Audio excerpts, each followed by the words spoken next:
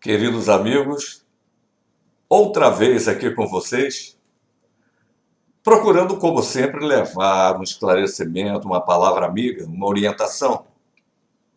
E nós vamos falar hoje de uma coisa que nós perseguimos a vida toda, né? O ser humano, ele é ávido por prazer. Ele adora prazer. Ele foge da dor igual o diabo foge da cruz. Ele está sempre em busca de prazer.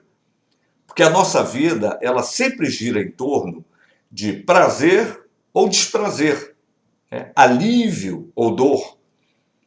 Então vamos aqui alguns itens que nos dariam prazer para que a gente possa entender melhor a nossa palestra. Então vamos lá. A primeira coisa que dá, vamos dizer assim, prazer ao ser humano é a autoestima. É você ter confiança em você, é você ter fé em você, é você acreditar em você, é você gostar de você. Então isso dá um prazer imenso porque você está sempre bem contigo. E você estando bem contigo ou consigo, você estará bem com os outros, com a vida de uma maneira geral. Por quê? Porque a autoestima ela cria um outro sistema de prazer baseado na segurança, né? A segurança, ela, vamos dizer assim, ela te dá uma fortaleza.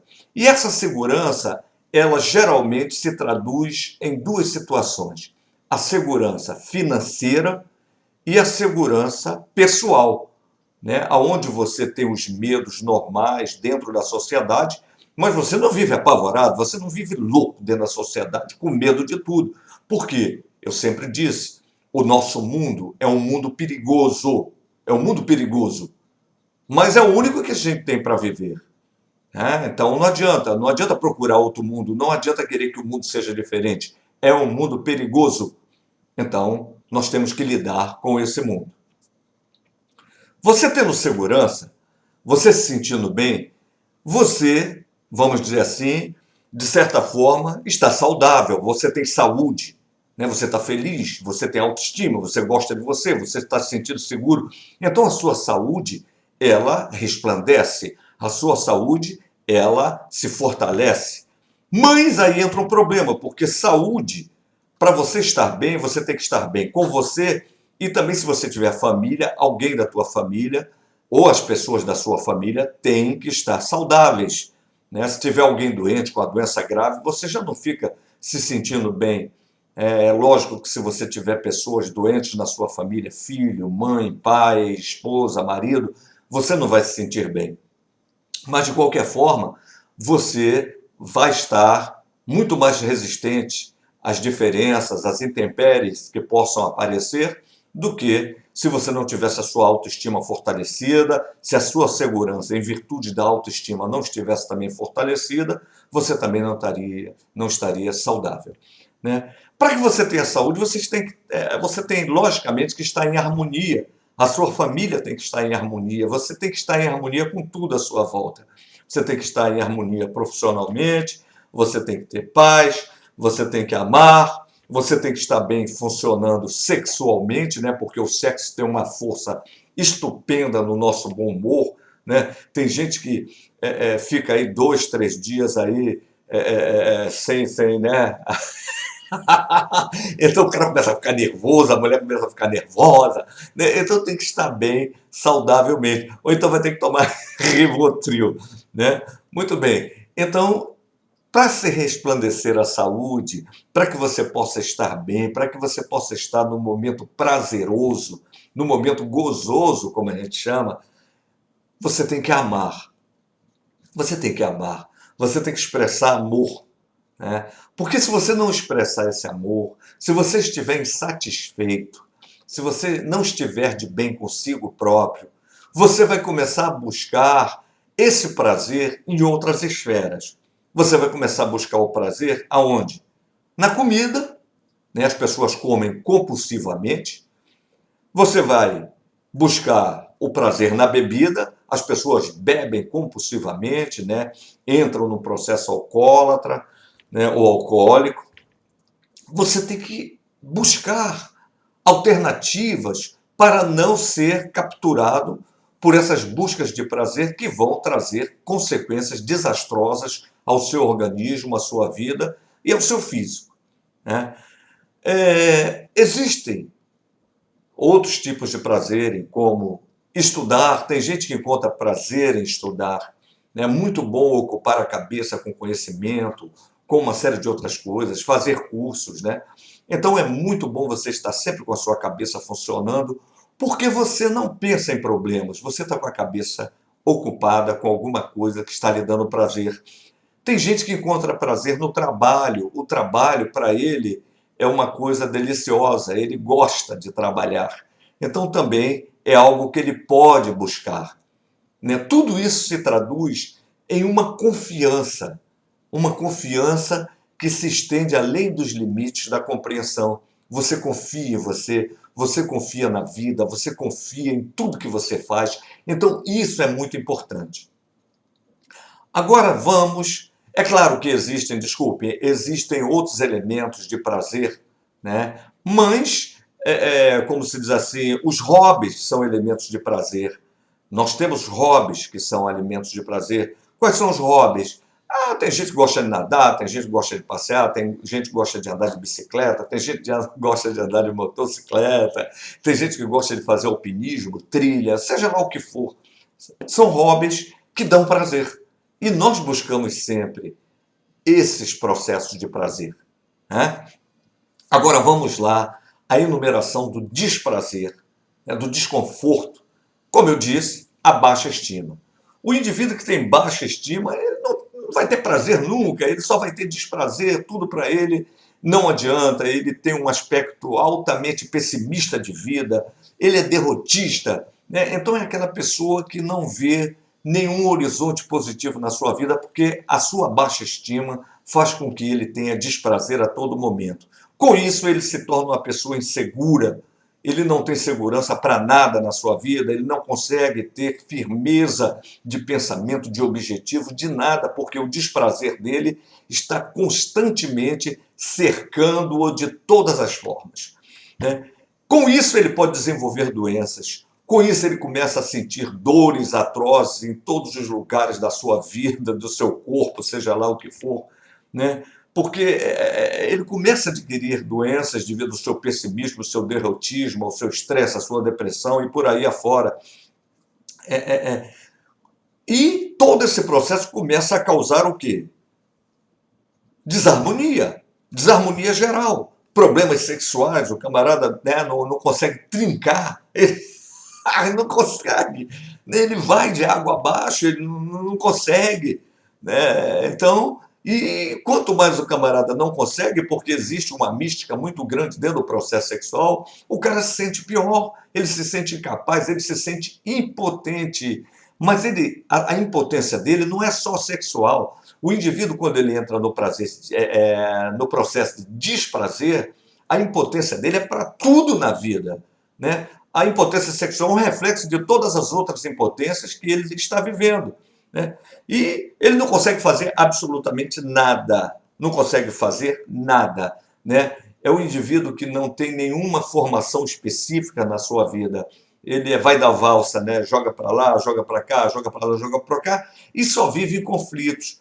Um conflito consigo próprio, conflito familiar, conflito com amigos, conflito em tudo que ele faz na vida. Então, o que é que acontece? Ele passa a desenvolver alguns tipos de emoções que vão lhe trazer mais problemas ainda. Ele passa a odiar, ele passa a se afastar de pessoas, ele passa a ser uma pessoa raivosa, ele passa a ser uma pessoa, vamos dizer assim, que não consegue conviver absolutamente com ninguém, nem consigo próprio, né? Bom, pode desenvolver o quê? Como eu disse lá, a fome, né? Vai passar a comer compulsivamente, passa a beber compulsivamente, né? Começa a ter perdas significativas na sua vida, não suporta perdas, se torna uma pessoa totalmente ignorante, né? Ignorante no sentido até de ser rude, de ser grossa, de ser uma série de coisas, porque ela está sempre se defendendo daquilo que ela não sabe o que é. Mas a gente sabe, é o desprazer, o sentimento de dor, né? Então ela passa a fugir de tudo. Outra coisa que, vamos dizer, provoca desprazer é a sombra do desemprego. É o indivíduo, de repente, ficar temendo ser desempregado de uma hora para outra, perder o emprego, perder a sua fonte de renda, a sua fonte de alimentação. Não é fácil. Isso provoca um desprazer, isso provoca um estresse violento, né? Outra coisa vai levar ele à desconfiança, medo de traição, medo de ser enganado, medo de ser lesado. Então, esses são os aspectos de desprazer que desequilibram a vida do indivíduo. Bom, agora vamos para os alívios que são perniciosos dentro do princípio de prazer e desprazer. Os alívios da dor, os alívios do desprazer, os alívios das frustrações, os alívios das decepções, das traições. O indivíduo, ele geralmente, quando ele entra nesse processo de desprazer, ele desenvolve um aspecto de ansiedade muito grande. Ansiedade é dor, faz o indivíduo sofrer, dá insônia, o indivíduo não dorme, o indivíduo fica com taquicardia, o indivíduo pode desenvolver síndrome do pânico, o indivíduo pode desenvolver fobia social, ele pode desenvolver tudo por causa do alto grau de ansiedade. Então ele às vezes busca alívios, bengalas, como a gente chama, né? Então a primeira bengala que as pessoas usam, na maioria das vezes, é o fumo, é o cigarro. O indivíduo, vamos dizer, dependendo do grau de ansiedade dele, dependendo do grau de desprazer que ele tem em relação às situações da vida, ele vai buscar no cigarro o alívio. O cigarro é uma bengala, por isso que é difícil, às vezes, fazer com que o indivíduo pare de fumar, porque na mente dele, o cigarro é um objeto de alívio do desprazer que ele tem, né? Então, tem que se fazer um trabalho bom, às vezes, para ele deixar de fumar, porque ele pode deixar de fumar e vai fazer outras coisas, né? O segundo elemento também de alívio, de desprazer, é o alcoolismo, o indivíduo que bebe, bebe, bebe, bebe até apagar, né? Então ele vai correr para o alcoolismo como uma forma de alívio para as dores, para o desprazer que ele sente.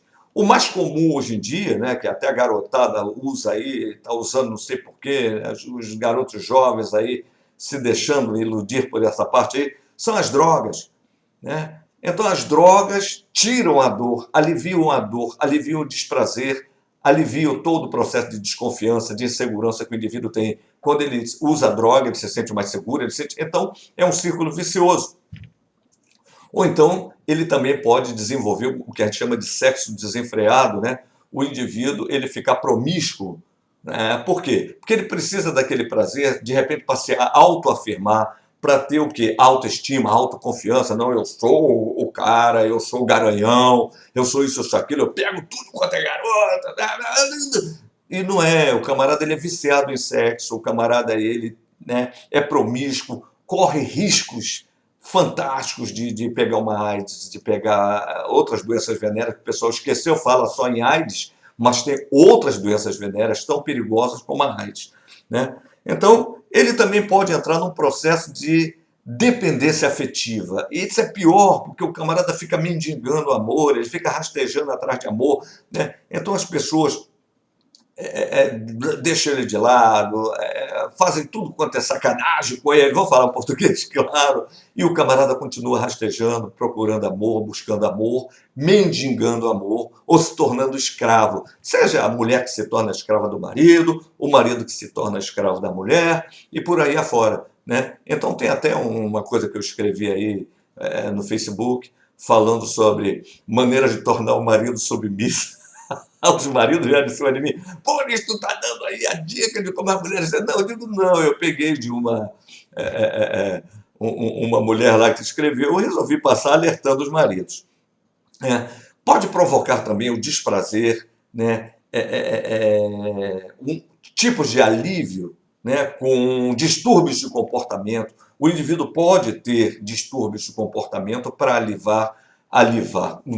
aliviar o seu desprazer, a sua dor, né, a sua insegurança. Também ele pode se tornar agressivo, se defender de qualquer coisa, de qualquer pessoa, de qualquer situação, antes que provoque nele um desprazer, uma frustração, uma decepção violenta.